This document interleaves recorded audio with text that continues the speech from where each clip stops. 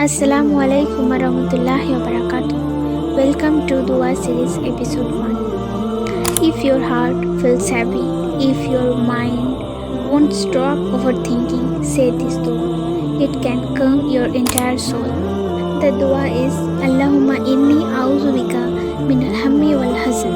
Oh Allah, I seek refuge in you from anxiety and sadness.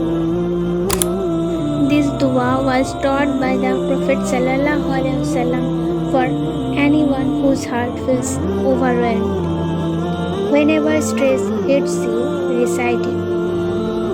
Say it 3 times in the morning and 3 times at night. Say this dua, recite it daily. Allah will calm your heart. And this was episode 1 of our dua series. If this dua touched your heart, then get ready for episode 2, where I will share another powerful dua.